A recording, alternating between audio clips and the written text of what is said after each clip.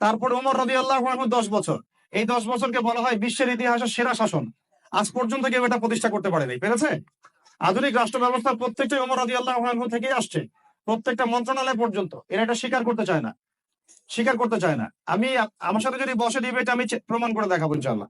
তারপরে আসছে উসমান রাদিয়াল্লাহু আনহুর 12 বছর, আরো ডেভেলপ করেছে। তারপরে আসছে আলী রাদিয়াল্লাহু আনহুর প্রায় 2, 2.5, 3 বছর। ওই সময় একটু গৃহযুদ্ধ হয়েছিল। এটা সাহাবীদের ব্যাপার, আমরা এগুলো নিয়ে কোনো মন্তব্য করব না। সাহাবীদের মধ্যে যত কনফ্লিক্টই হোক না কেন, আমরা তাদেরকে নিয়ে কোনো মন্তব্য করতে যাব না। এটা আকীদার খেলাফ আহলুস সুন্নাহ ওয়াল জামাআহ। তো 4 খলিফার 30 বছরে ইসলাম আরো আগায় গেছে, পিছায় নাই কিন্তু, এক পাও পিছায় নাই আলহামদুলিল্লাহ। এরপরে কি ইসলাম থেমে গেছে? না। এরপর আসছে উমাইয়াদের শাসন। উমাইয়ারা 97 বছর শাসন করছে ওই প্ল্যাটফর্মের উপর দাঁড়াই।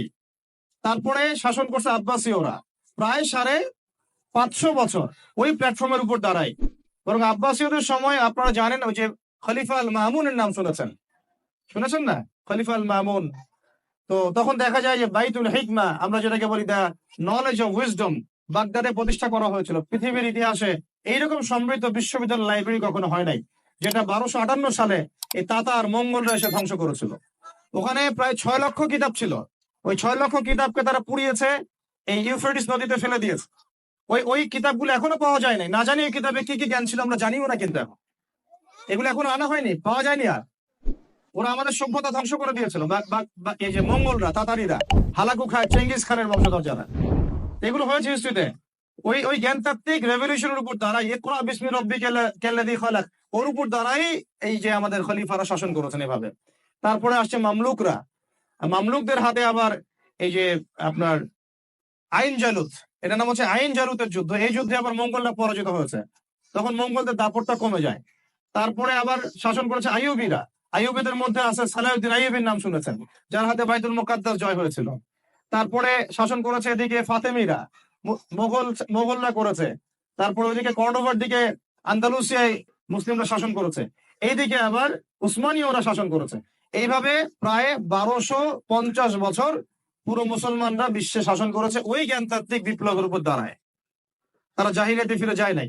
যখনই মুসলমানরা ঈমান দুর্বল হয়ে গেছে, আমল দুর্বল হয়ে গেছে, আপনার তাসকিয়া দুর্বল হয়ে গেছে, হারাম রিজিক খাওয়া শুরু করেছে, দুনিয়াদার হয়ে গেছে, আমাদের চেতনা শেকড় ভুলে গেছে, হ্যাঁ, আমাদের মানে ইকোনমি নষ্ট হয়ে গেছে, পলিটিক্যাল অ্যাফেয়ার্স এর গন্ডগোল চলে আসে, তখন থেকে আস্তে আস্তে আমরা আবার এই ডমিনেটেড হয়ে গেছে। লাস্ট আমি হিসাব করেছি প্রায় 220 বছরে, 220 বছরে এই ফরাসি বিপ্লবের পর থেকে আমাদের অধঃপতনের সময়টা শুরু হয়েছে। কারণ কি? অনেক কারণ। এই অনেক কারণের মধ্যে অন্যতম একটা কারণ হচ্ছে শিক্ষার ধ্বংস। আজকে যেহেতু আমরা এডুকেশন নিয়ে কথা বলছি, অন্য টপিক গুলো আমার টাচ করার দরকার নাই। অনেক কারণ। এই আমাদের যে লাস্ট 220 বছরে এই অধঃপতন, যে এখন আমাদেরকে নামাজের মাসালা শেখাতে হয়, ওযুর মাসালা শেখাতে হয়, আমাদের ছেলে মেয়েদেরকে ওমর, খালিদ, হামজার নাম শোনাতে হয়, চেনাতে হয়, হ্যাঁ, ইতিহাস জানাতে হয়, ফিকের মাসালা শেখাতে হয়। কোরআন তেলাওয়াত করতে পারে না 80% মানুষ। ওযুর মাসালা, গোসলের মাসালা, ফরজ, ওয়াজিব, সুন্নাত, মুস্তাহাব জানে না।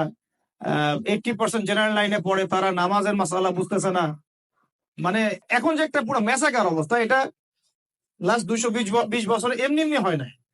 বেশ কিছু কারণ আছে। তার মধ্যে আমি একটা কারণ ফাইন্ড আউট করেছি, সেটা হলো এই ইকোনমিক কারণ, একটা পলিটিক্যাল কারণ, একটা হচ্ছে সাংস্কৃতিক আগ্রাসন, একটা হলো কাফেরদের দৌরত্ব, একটা হলো আমাদের চেতনা মানে নষ্ট হয়ে যাওয়া, শেকড় থেকে দূরে সরে আসা। সবচেয়ে বড় কথা, আল্লাহ এবং তার রাসূলের সাথে যে প্রতিশ্রুতি দিয়েছিলাম আমরা, এখান থেকে আমরা খেয়ানত করেছি, খায়েন।